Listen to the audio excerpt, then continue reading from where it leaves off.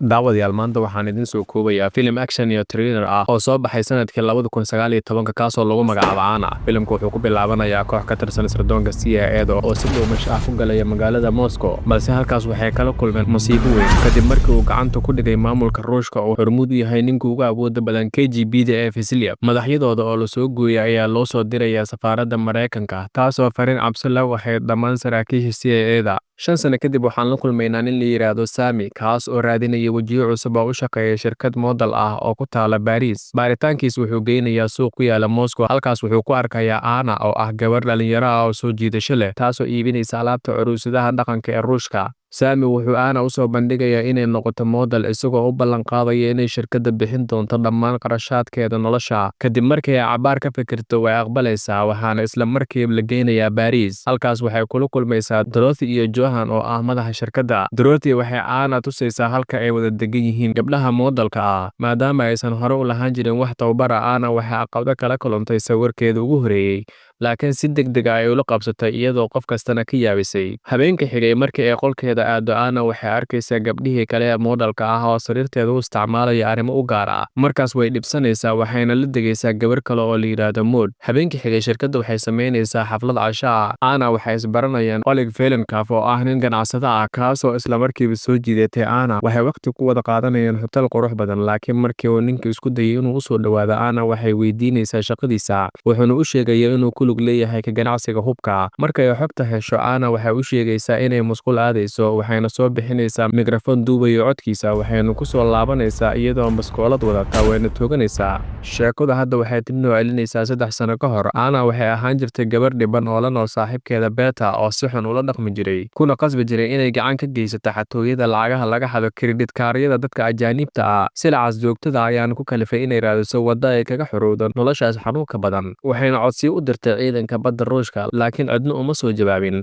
Habeenkii xigay, Peter iyo kooxdiisa waxay afduubanayaan nin Mareykan ah, waxayna u geysanayaan jirdil ba'an si ay ugu helaan lambarka sirta ah ee kaarkiisa bangiga. Ana iyadoo ka xun arrintaas waxay ku dhex jirtay gaariga dhexdiisa, kadib booliiska ayaa arkaya, waxaana dhex maraya isku hormaad hubeysan. Kadib Peter iyo Ana gaari ay ku baxsanayaan iyagoo bursanaya booliiska, kadib gaarigooda ayaa rogmanaya, laakiin Ana iyo Peter way baxsanayaan, waxaana soo gaaraya dhaawac fudud oo keliya. Markii ay guriga ku laabtaan, Ana waxay gudaha ugu tagaysaa Alex oo ah sarkaal ka tirsan sirdoonka KGB-da. Waxyar kadib, Peter ayaa gudaha soo galaya, wuuna dilayaa. Sida degan ee Ana ay ugu falcelisay dhimashada Peter ayaa soo jiidatay Alex, wuxuuna Ana u soo bandhigayaa fursad ay nolol cusub kaga bilaabi karto sirdoonka KGB-da. Alex wuxuu u soo bandhigayaa 1 sano oo tababar adag ah, kaasoo ay ku xigto 4 sano oo ka mid noqonaysa howlgallada sirdoonka, wuxuuna u ballan qaaday inay markaas kadib ay heli doonto xorriyaddeeda. Ana oo shaki ku jira kana baqaysa inay tahay shirqool, marka hore way diidaysaa, laakiin isla markaas way dhiig baxaysay. Waddo kalena ma haysan, wayna ogolaanaysaa. Markay ay dhammaysatay tababarka, Ana waxay la kulmaysaa Olga oo ah sargaalad sare oo u qaabilsan howlgallada KGB-da. Olga waxay u aragtay Ana gabar quruxdeeda oo keliya lagu shaqaysan karo, waxayna u diraysaa howlgalkeeda ugu horeeyay tijaabada, kaasoo aad u dhib badnaa. Waxaa loo dirayaa inay soo disho nin Ruush ah oo ka ganacsada daroogada, waxaana la siiyey muddo aad u yar oo ah 5 daqiiqo oo keliya. Ana oo aan ogeyn in maqaayadda ay ilaalinayaan rag hubeysan ayaa gudaha u gelaysa, waxayna biskoolad ku qabanaysaa ninka, balse wax rasaas ah kuma jirin. Kadib ilaaladiisa ayaa weerar ku soo qaadaya, waxayna la gelaysaa dagaal gacan ah.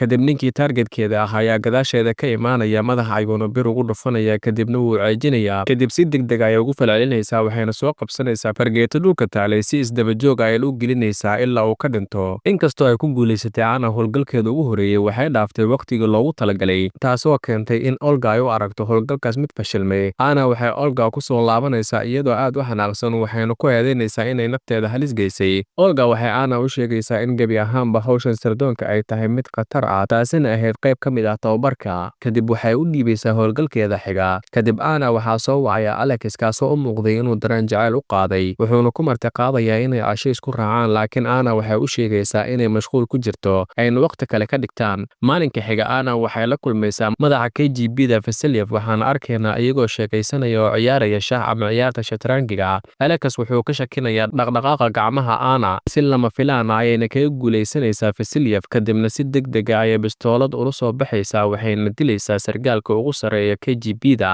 Kadib Alex ayay bistooladu ku qabanaysaa wayna ka raaligelinaysaa waxa dhacay kadibna waxay ku amraysaa inuu dhulka jiibsado. Waxayna ku diraysaa cirbad suuxdin ah kadib kombiyuutarka Vasilyev ayay kala baxaysaa macluumaadkiisa. Marka ay dhammaystirtay howlgalkeeda waxay qaadanaysaa qalabkii Alex waxayna bilaabaysaa inay baxsato. Bannaanka waxaa u taagnaa gaarigii u diyaariyay Miller, laakiin intaysan baxsashada u hirgelin Alex ayaa soo jiitamaya wuxuuna taabanayaa alarmiga digniinta. Dhammaan ilaalada Hagen ayay galayaan waxayna ogaanayaan in la dilay sargaal Vasilyev. Kadib Anna waxay bilaabaysaa inay dagaalanto waxayna rasaas ku furaysaa askarta si ay u hesho waddo ay ku baxsato. Dhanka kale ilaalada bannaanka waxay Miller iyo darawalkiisa ku amrayaan inay si degdeg ah ugu tagaan meesha.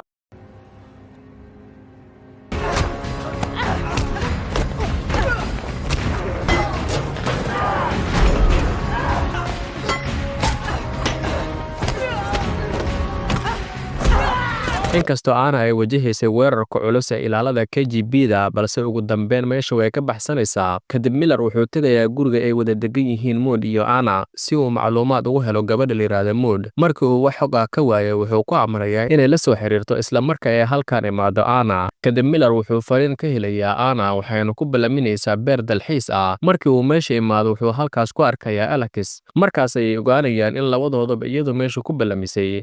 waxaana labadoodaba kor kala socday kooxahooda sirdoonka. Waxyar kadib Anna ayaa imaanaysa waxayna shuminaysaa labadooda waxayna u sheegaysaa inay ulakac isugu keentay labadii sirdoon ee iska soo horjeeday CIA iyo KGB.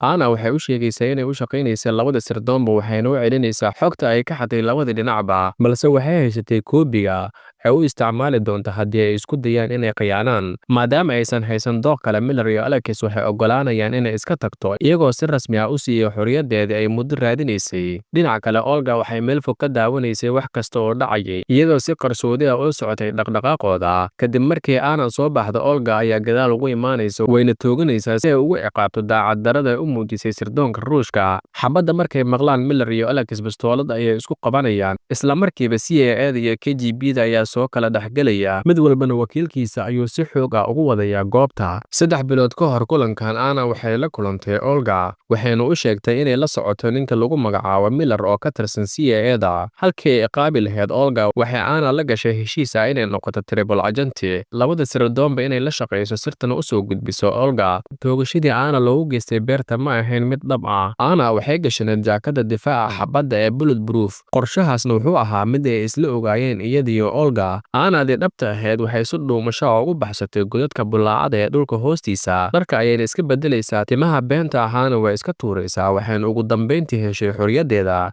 dhacdooyinka kadib Olga waxay ku guulaysatay inay la wareegto xilkii Vasilyev madaxa KGB-da. markii ay kombiyuutarkeeda furtay waxay ka dhex helaysaa muuqaal ay Anna u soo dirtay. Anna waxay ugu mahadcelisay Olga caawinteeda laakiin waxay sidoo kale u sheegtay inay duubtay howlgalkooda ugu dambeeyay taasoo Olga ay ugu sheegayso inay taageersan tahay qorshaha CIA-da ee lagu qaarajinayo Vasilyev. Olga oo dhoola cadeynaysa waxay fulisay codsigii ugu dambeeyay Anna kaasoo ahaa inay xogta aqoonsiga Anna ay ka tirtirto diiwaanka KGB-da si aan marnaba loo soo helin. Filimkana halka ayuu ku dhammaanayaa daawade aad ayaan ugu mahadsan tahay daawashadaada.